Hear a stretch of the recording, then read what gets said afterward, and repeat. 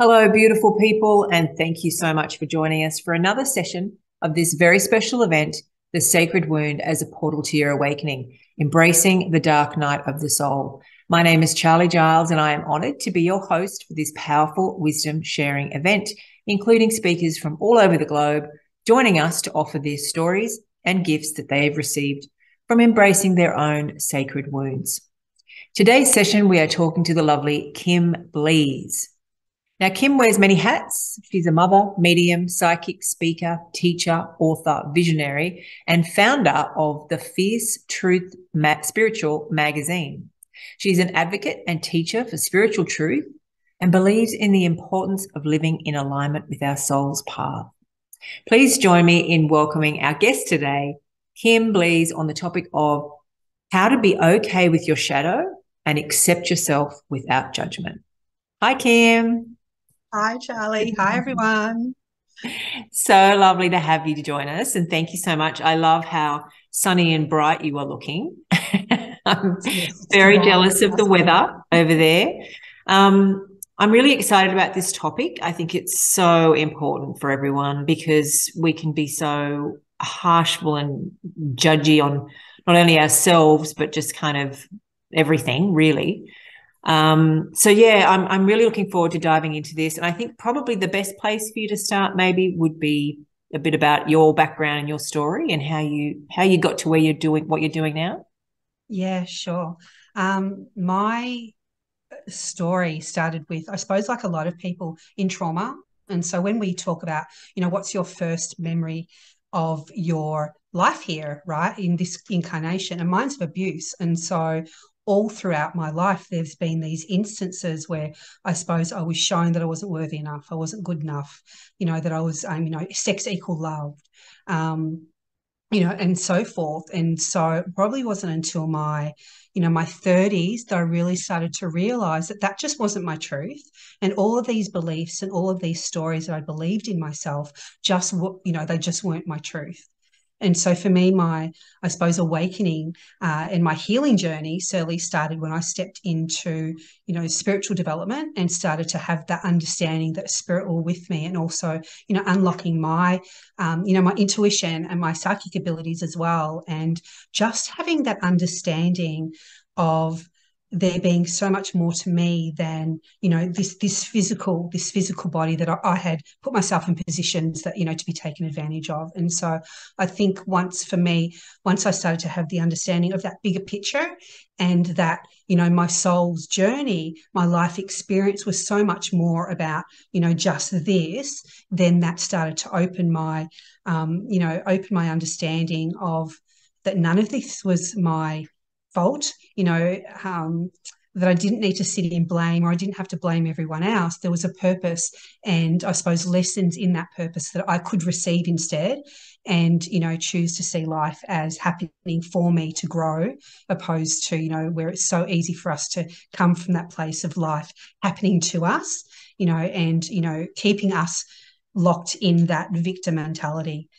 So so obviously you're working through trauma and you're needing to heal and you're having a spiritual awakening. So how do you then start to develop? Because I mean, that doesn't happen overnight. And obviously that means big changes to someone's life, your friends, who you're hanging around with.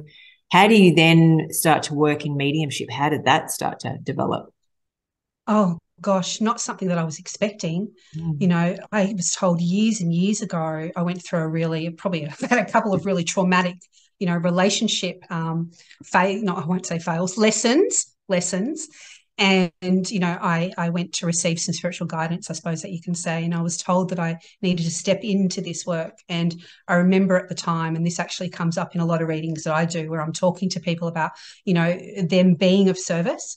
And I remember at the time being told that I was being, here to be of service, and I need, it was time for me to step into, blah, blah, blah, XYZ. And I had no idea what she was talking about. I just wanted to know if my fiance and I would get back together at the time.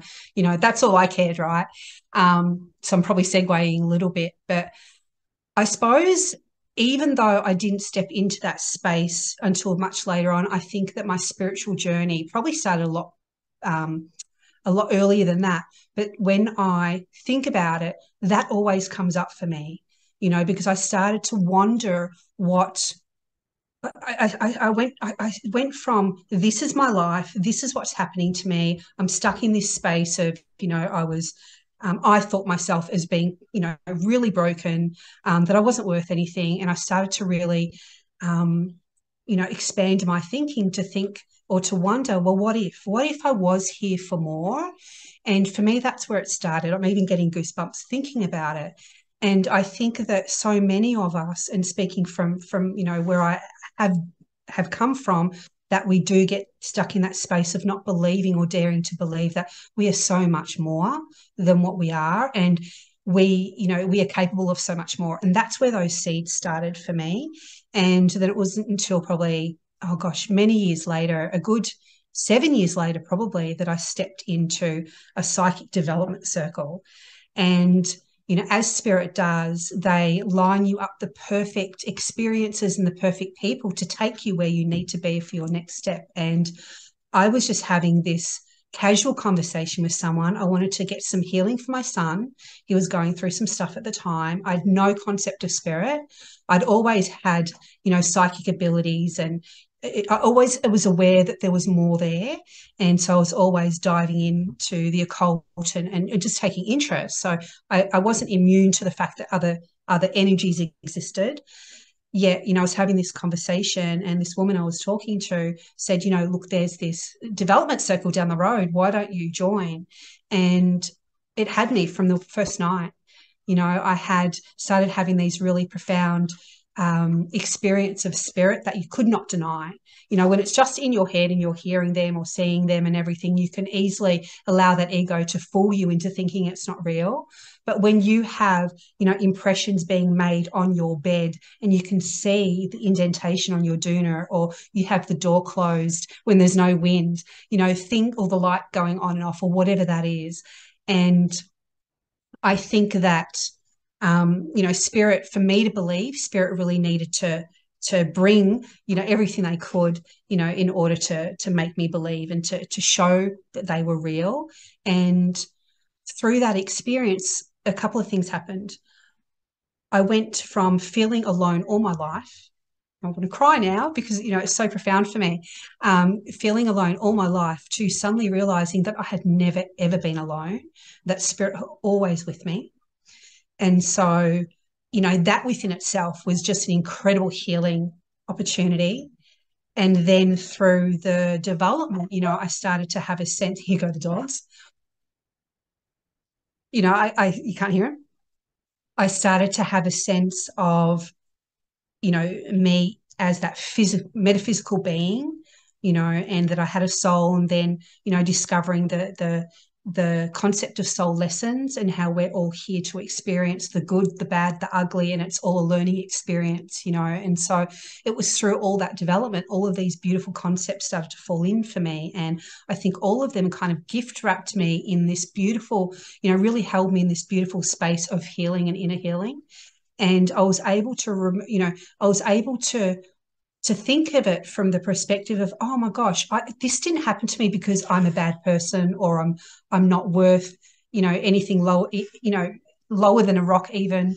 You know, this happened for me to learn, and that allowed me to take my power back, I think. And that's really where it started to go from for me. And that journey of self-love, and just starting to do things that I could be accountable for, and taking action in my own life to make the changes that I obviously so desperately needed to make. And I just haven't looked back from there. You know, spirit of my life, my work is my life, and just watching how that's transformed and grow to then hold that space for others to heal and find themselves has been a really important journey for me. I love this story so much, Kim, and thank you for sharing the personal aspects of that too, because what I'm finding, there's this theme that's coming through, that's really trying to help people connect with this idea that we aren't alone. I mean, there's so much when we're in that deep, dark stuff where we're trying to face our shadows, we're trying to heal from our traumas, and it's scary, and you feel so alone, and you feel confused and lost. And there's so much in that to know and to finally realize. I know myself, and I'm also feeling that it's like when you realize you're not alone, you're like, I'm never alone, that there's always someone there to guide me, whether it's a ancestor or a loved one, or whether it's your spirit guides who've been with you since you've been born.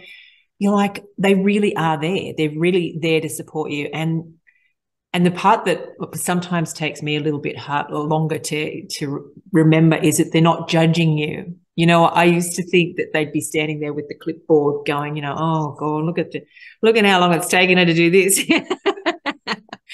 And it's like, no, that's actually you doing that to yourself. They're not doing that. They're just wholly supporting you and helping you on your way. So I really love that you've shared that. You know, I guess for people starting out, you know, in this spiritual concept, because it can be hard to fathom, right? It can be really hard to just go from you're a human on your own in a world to suddenly there's this spiritual concept. What can you say to people who are just kind of diving into this, or just maybe even dipping a toe?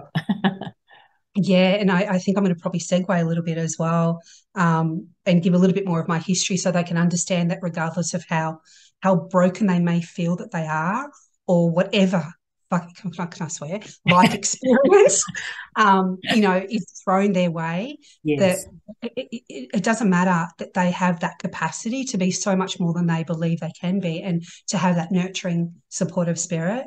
And so I'll just segue to, you know, when I talk about trauma, my earliest memories are of sexual trauma, and that was when, you know, I was 3 or 4. And then I've had this overlying massive soul lesson around sex equals love that I really needed. And I'm still working through that, you know, that I really needed to work through, where I was, you know, objectified by, you know, whatever male that I came into my presence with. I was groomed into the sex industry when I was 17, too young to really understand what that was.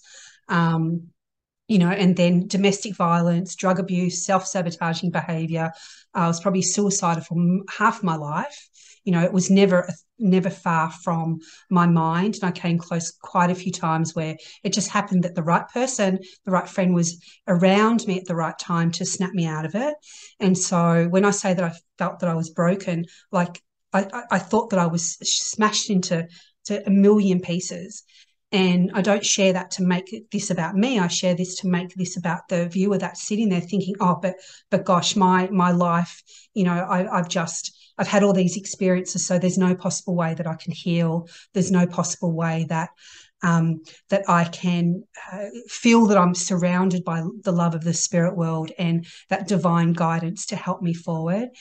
And I'm going to disagree with you. You know, anybody can tap into that love that is surrounding you, that is guiding you, and that is, you know, helping you move forward to heal.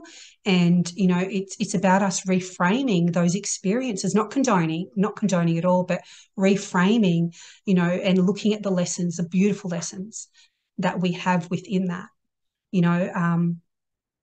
You know, for instance, my ex, we weren't married, but, you know, my ex-violent partner, who's also my kids are probably going to kill me, you know, the father of my children, I was able to reach such a level of forgiveness. And this is my story, it might not be yours, but a level of forgiveness that I helped care for him the last 6 months of his life.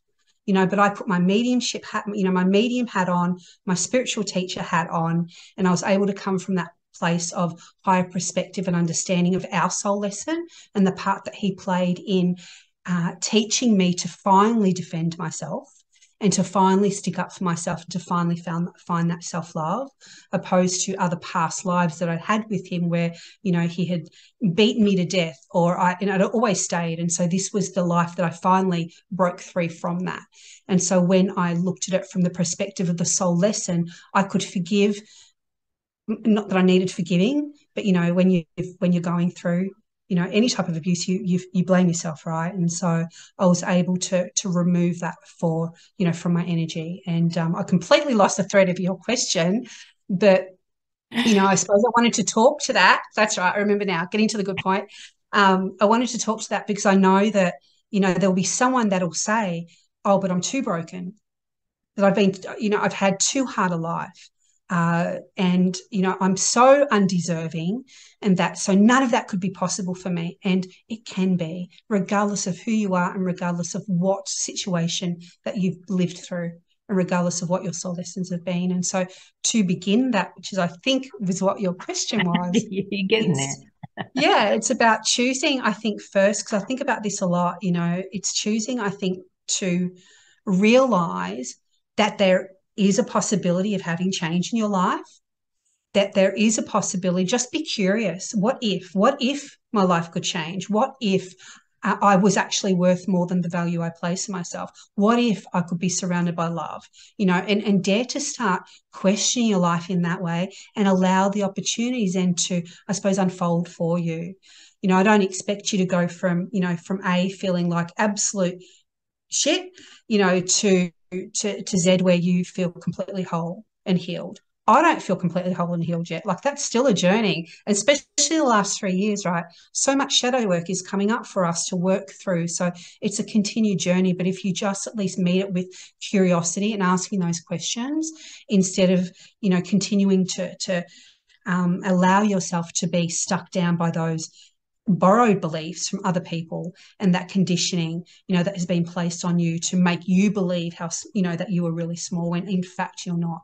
And so the beginning would be, for me, is to just invite you to start being curious about, what if you could be more? What could that look like? Because that's where it started for me. Yeah, and I love that. Just the smallest and simplest steps. Even in a previous presentation, I was mentioning, you know, that we're not trying to portray the fact that once you do this, everything's going to be perfect and roses and, you know, light and love every day. I mean, we're so still incredibly human, and all the challenges still appear, and, you know, it's just step by step. But it's that feeling that at least you have a direction and you have support, and you're in a way where there's less chaos, right? So, and it's just got a different feeling towards it. So you're making steps and you're making progress. So I love that you've kept it really, you know, it's simple, just that opening your mind, having a different awareness, and being open to trying different things. That's right. Yeah, I love And, you that. know, you said, you know, where it's never, it doesn't end. I can't remember your exact phrase, but it doesn't end. You know, the last 12 months specifically, I've had a lot of, because I've done a lot of self-healing and worked through a lot of stuff. I've had the deeper stuff that I've not been able to touch. You know, the deeper core issues that I've never been able to get to the bottom of start to rise. And so I've been in and out of dark night of the soul for probably about a good 18 months, actually, you know, probably since we were in Peru, really, you know, just in and out, in and out, in and out. I feel that, you know, and I'm feeling on top of it at the moment, but, you know, I could wake up tomorrow and I get, you know, hit with, you know, I've just had, saying that I feel like I'm on top of it, I've just had 2 weeks of really deep growth and really deep awarenesses, working through some deep core stuff. And so I'm on top of it today. That doesn't mean tomorrow I'm not going to wake up and think, oh, fuck, you know, here we go again down the roller coaster, right? And so I think now the difference between now when this stuff comes up for me opposed to 20 years ago is that I meet it with acceptance and love for myself still. And I choose to recognize that, okay, this is just a lesson. I need to clear this stuff to be the purer vessel I need to be for my work, you know, to be a light for others, or to, you know, just be that container for spirit, or whatever that is, right? You know, and whatever it is for the individual watching this. But I'm choosing now to meet that understanding. This is a lesson. I'm going to breathe through it, see what I can learn. It's bumpy, might have a cry, might feel like I'm having a panic attack, but then I breathe through it, and then I'm out the other end so much sooner than if I had have held on to that and owned that and made that my reality about myself for years, which I've done in the past about things. And in accordance with the title of your talk, you're doing it without judgment, right? So you're not beating yourself up and going, oh my goodness, I should be here by now, or I should be there by now. Why is this still happening? It's just accepting it as a cycle of life. That's right. Yeah. And look, I'm not saying I don't have those days where I wake up and I look in the mirror and think, oh my God, do you know what I mean? Or it's like, let me just go back to bed, like what, I got my hat on because I got lovely regrowth underneath. It was like, I'm just going to wear my hat and accept me how I am, right? But I might have my days where it's, it feels a bit more bumpier and I'll have a cry or I'll ring a friend because I need, I need a little bit of support.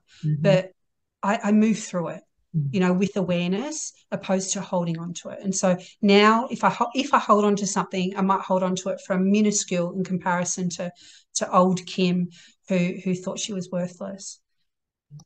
Yeah, I love that. And it's the progress and you're just going in that right direction. So you're being supportive of yourself, which is what this is really all about. There's so many people struggling with that, and that's why I think it was such a great way to kind of express not only your own personal story with that and what you've been through. I mean, I've seen you too going through some healing as we both have, and also just the fact that there's not just one way to get there. I mean, we've done plant medicine together, but there are other healing modalities, right?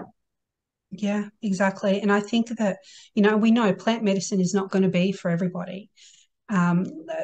Stepping into mediumship training is not going to be for everybody, or psychic development is not going to be for everybody.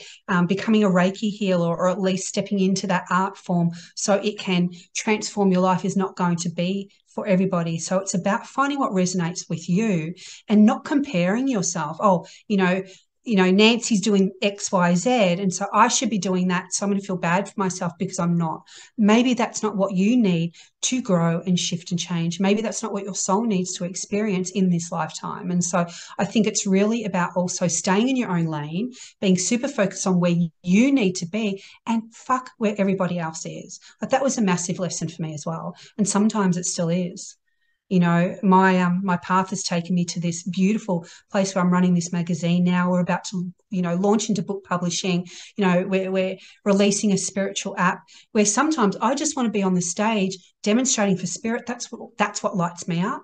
And it's really easy for me to look at my colleagues that are doing that and think, oh, I really wish that was me. And I do that, but I do have that, but I don't have it from a place of comparison or oh my God, they're better than me, or I'm missing out, or maybe I'm missing out. Sometimes I have that feeling, but because it's my heart's joy, right? But my soul needs me focused on the work that I'm doing at the moment. And so I suppose the point I'm trying to make is stay in your own lane, focus on what is relevant for you and your journey at the time, and step away from the needing to compare yourself to others and judge from that. And I think that when we start doing that and we can pull our energy to, who we are being, who we are showing up as, and what we need to do to work through our own process, accepting ourselves becomes so much easier. Not judging ourselves becomes so much easier because we don't have that, that need for comparison anymore shoved in our face, or, the perception of it being shoved in our face. Yeah, absolutely. I love that. I love where this conversation has gone. I think it's really, really helpful. I think just as a kind of perhaps a rounding off the conversation, what would be something, as a final message that you would say to someone who's listening to this for the first time and really they're picking up the courage to do something, but, what would be your advice to them? I think listen for the subtle messages that the universe, that spirit are sending you in regards to what path to take. It's easy for me to say, and I do say in my teaching a lot, go find what lights you up, go find your joy. That's where you find your purpose from, right? But we need sometimes, and I know, I didn't even know what music I liked at one point. I didn't know, let alone if someone said to me, go find what lights you up, I don't freaking know what that is. And so, or I didn't. And so be curious about maybe the signs, the synchronicities that are starting to show up. Be curious about, oh, that feels like I want to look into that. Be curious about that. But, and as the example before, just at least get curious about what that can be, what type of healing modality might be a fit for you. for you to do the work where you are held and contained safely, because safety is so important for us, right? But just be curious about finding what works for you. And if that is, something and a path that your friend's taking, amazing. But if it's different, that's okay as well. And love yourself in that space. Yeah. I love that advice. And yes, safety is just so important. So we're definitely trying to hone that message in throughout this whole conference. I had a conversation. I've been going through, a lot of change in business, work, self, all the things, right, as we all are. And what's been coming up for me is boundaries around friendships, connections. When is a connection wholesome for us? When is a connection maybe not so wholesome? When do we need to let it go? And Spirit said to me the other day, because I have a chat with them every morning, not necessarily when I even want to have a chat with them, but they're just, just there. But they said to me, tap into how are they making you feel? And let that be your answer. And I think that this is also can be mapped across to any modality that we choose to step into, whether we choose to train or whether we choose it just as a healing modality. How does it make you feel?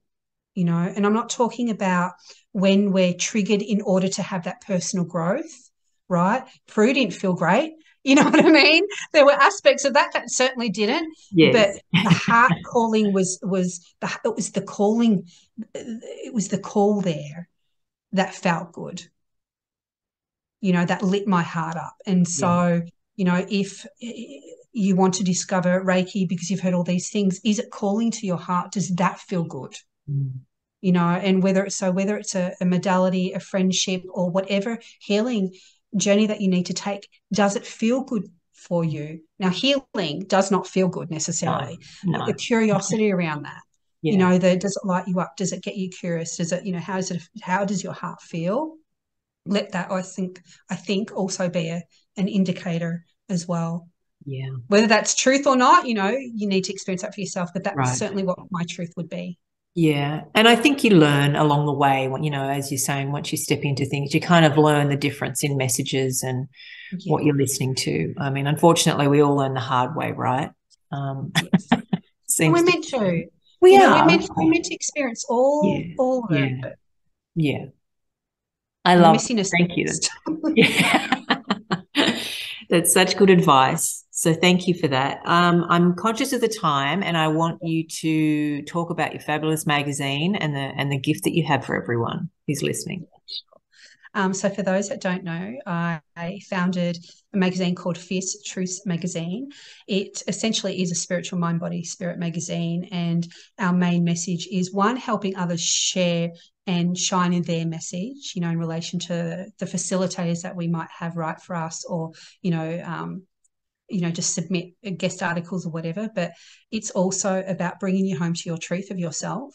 And so within our beautiful pages, there are always articles or perhaps, personal stories that will inspire you in some way to find that part that you need to within yourself to heal, or to shine, or to be that true pure essence of your soul self. And so it's my baby. I love it. I can't talk it up enough. As for the free gift, I'm gifting you a free issue, whatever our issue will be, when our latest issue will be when this goes live. And so simply go to fiercetruthsmagazine.com/free, and you'll be able to just register for your free issue. Lovely. Excellent. And of course, we'll have all the links available to everyone who's watching at the time. So that's fantastic. Make sure you sign up for that.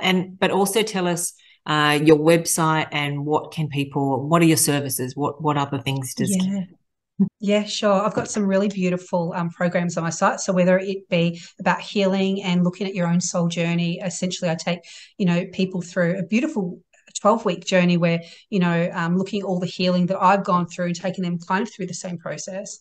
And as a medium and also facilitator in that space, I teach mediumship and also psychic development, and that will be expanded even more so with some courses. And so it's always really worth jumping on to see what I have available and what I have going, and everything is online at the moment. And so it doesn't matter where that you are, that you can, jump on and dip your toes in a bit of spirit work or opening up your own psychic abilities. So Fantastic. And you've got a newsletter that people could sign up to as well to keep. I do have, you can jump up and sign on for my very rare newsletters. That's okay. That's sometimes good. People like that. Excellent. Totally. All right. Well, we'll have all that information online for you. KimBleeze.com. Is it .com or .au? No. Just .com. Just .com. Yes. Okay. We'll have all that available for everyone so they can find you. Excellent. Excellent. Thank you. See ya. Bye.